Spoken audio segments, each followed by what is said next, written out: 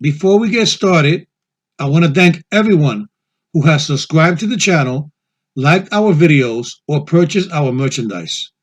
We cannot grow without your support, and we love and appreciate you all. Chapter 3: Motivation. When you hear this sound, it's time to pay extra attention. Today we start from where we ended with energy, but the truth is we are still in the beginning, still trying to understand why we are stuck on certain things, why we can't move forward. A scientist may call it energy. Religious people call it spirituality. A philosopher may call it intuition. And in the streets where I come from, we call it vibes. Let's break it down further. Some people call it ambience, atmosphere, premonition, instincts, and in simplest terms, some people call it a feeling. Could it be a sixth sense? Well, let me ask you, are you tired of being tired? Are you at least looking for a reason? You cannot wait for something to happen before your engines get pumped up. How about life itself? Getting up in the morning is not good enough? What moves you? Are you a competitive person but only against other people? Being ready is a mature decision and not just a feeling. They say where there is no risk, there is no true reward. I prefer my risk to be calculated. If you think of limitations, nothing is a possibility. If you keep your thoughts realistic, your vision will come true and you will levitate to greater levels if you elevate your way of thinking. As soon as you change your mindset, your whole world changes. Is the thought of living a happy life not good enough? I know I mention it a lot, but life is not just about finding yourself. A big part is also creating your life. It is never too late to start all over, especially if you can recognize that it never began. What now motivates and turns me on is learning something new, being exposed to the wonders of a positive personality and demeanor, confronting situations that used to be difficult, and just the thought of traveling, staying fit, and making money keeps me there. Bottom line is that many things motivate me, and I do not rely on one thing to get me by. If we look at life from the lens of a photographer, we will focus on what is important right now. They capture the great times in our lives. They develop these moments from the negatives, and if they're not feeling it, they take another shot. Can you picture what I'm saying? Pun intended. When you live above the norm, you will always respect the person who motivates you to do better, and you will avoid situations where you are not appreciated. How do you find motivation? How do you maintain motivation? What motivates you? Are you motivated under false pretenses that will not last long? Or should you be looking for some type of consistency? You can maintain some type of strategy or regimen. When I first lost weight, a lot of anger from self-despondency went into that. I was so disgusted with the way I felt, and one day I looked in the mirror and I asked, what happened? I truly let myself go. This also came from comfort levels and trying to eat my way out of problems. The fuel to my motivation was led by anger. But once you start working out, once you start loving yourself, once you start seeing results, your anger becomes less of a hazard, less frequent, less vulgar, and less aggressive. When you become tired of being tired of going in circles, you can use anger as a stepping stone to push you. But understand this, if you make anger the foundation of your motivation or anything at all, then you will become dependent and rely on anger to be that reason. Anger can come from being hungry, or it could be the food that you eat that is getting you aggravated. It could be that you are dehydrated by not having enough liquids in your system. It could be the sugar intake that can alter the way you feel and limit your perspectives. Whenever you start something, anything, consider building with a positive base. So the influences that motivate you should be initiated from a healthy origin. This is not realistic for someone who is seeking a change. Usually the whatever it takes attitude comes into play during the initiation of motivation. Find a way to get started, but be cautious not to utilize something that doesn't exist, like most anxieties that are hypothetical. The mind is wired to the body, and when it comes to motivation, you have to create less ideas and perform more action. To make this move, you will have to learn to be honest with yourself. Bad food challenges your immune system, so your body works harder than it should, especially if you're not supercharging your metabolism through a basic workout. Your immune system needs to be ready, especially now through this pandemic situation, to fight off viruses and germs. Your body can become accustomed to anything, whether it's good or bad. Find your motivation.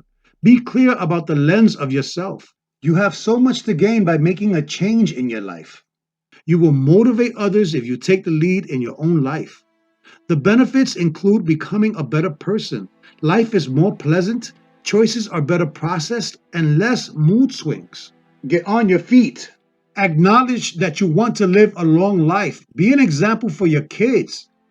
Poor people remain poor and understand that this is subjective, but they stay poor because they have a poor mentality. They do not want to improve, stuck in their ways, afraid to make a change, and of the unknown. Poor people stick with people who have negative energy. They believe things that are highly improbable and the worst version of an icon or hero they can think of. Once you start pushing yourself and cleaning out your system, your body will not accept the junk anymore. You will start to feel better. Your senses will become sharper and more effective. You must challenge yourself and become your only competition. The only person you need to compete with is the person you were yesterday. Your improvements should be focused on what you are doing right now. The only time you should visit the past is to reflect on valuable lessons and move forward. You have heard the phrase, one step back to go two steps forward. We need to find the right combination of positive influences that will lead us to become motivated. You cannot sit around and wait for something to inspire you. This is in your hands. The action should be controlled by you, and you need to focus and fixate on improving yourself. That is living above the norm. You need to be conscious of leading by example for those who follow your lead. You work on every aspect of your health and take life seriously, especially if you have kids who didn't choose to be here. So buckle up because things are about to get real. No one should have to look after you except you. You care more about who likes you rather than how much you like yourself. Notice I didn't say love. Well, let's use an example. If you don't like yourself, then how could you? I shouldn't have to finish that. So where do we begin? Does it start today? Or did it start yesterday and you're pushing to get through this, just like some of us who think above the norm? Some people need noise to get them started. Some people need caffeine, counting steps, a buddy, a couple of memes on social media, a support group when things get rough. Whatever it takes to release yourself from whatever chains are holding you back, it starts with getting your body right, because your brain is an organ, which is tangible. Remember that? My motivation came from not being treated the way I wanted to be treated. I realized that I did not deserve to be treated better than I was at the moment. I was all talk and my actions never matched my mouth. And you know why? Because I talk too damn much. There is no way you can catch up to your words if you're always talking. There is a reason why people say, do more and talk less.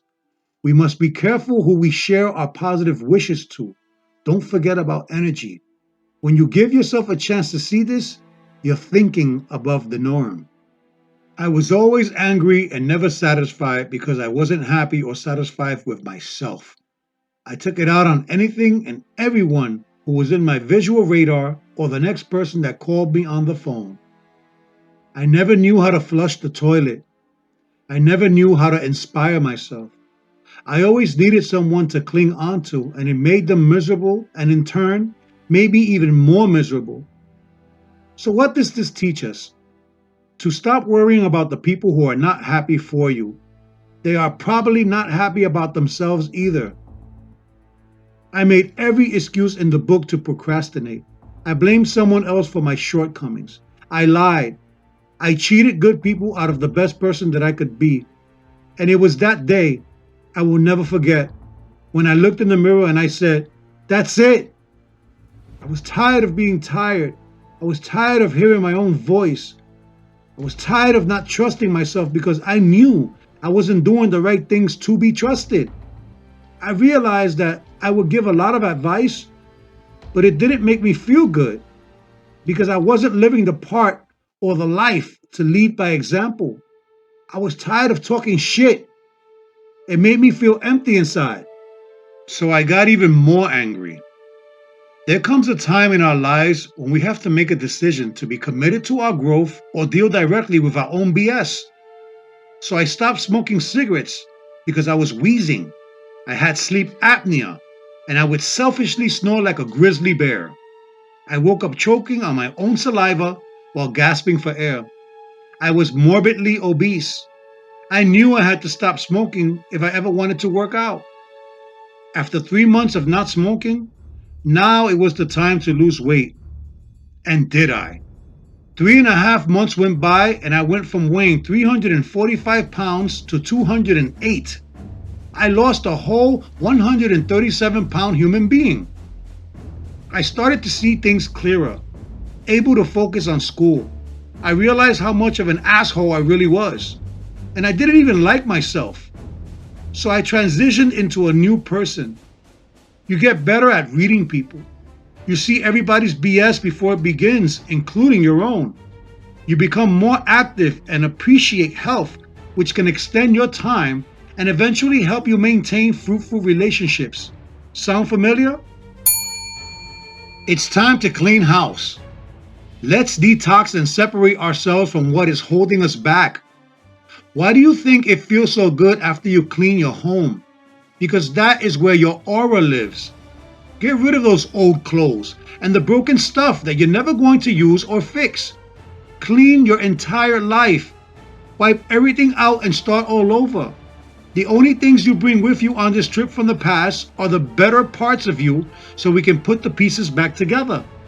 Let's get rid of all the bad energy we have been carrying for so long. We are not going to care about those who do not believe in us. We will stop looking for acknowledgement from those who will never give it to us because they know that that is exactly what we want. They don't want to grow up.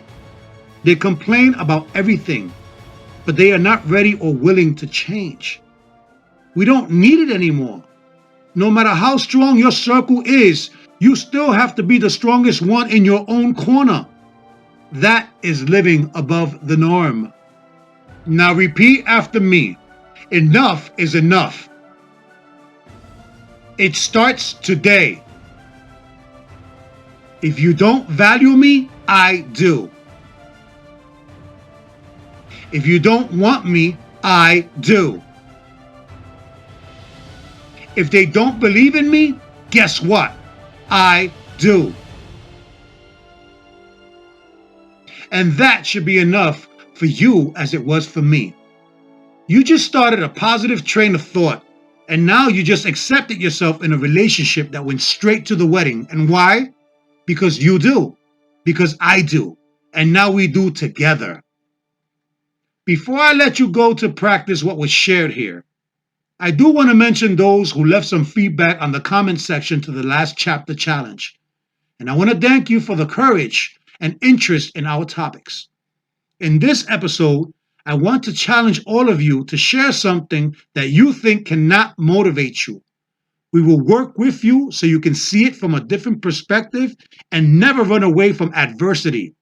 We need to grow together and remember to live above the norm. The vocabulary word for this podcast is despondency, which means when you are at a state of low spirits caused by loss of hope or courage. Don't forget to hit that subscribe button and tickle that bell to help us grow faster and support our causes. Check out our merchandise and wear it proud. Be on the lookout for prizes for your feedback and idea sharing. We can't thank you enough.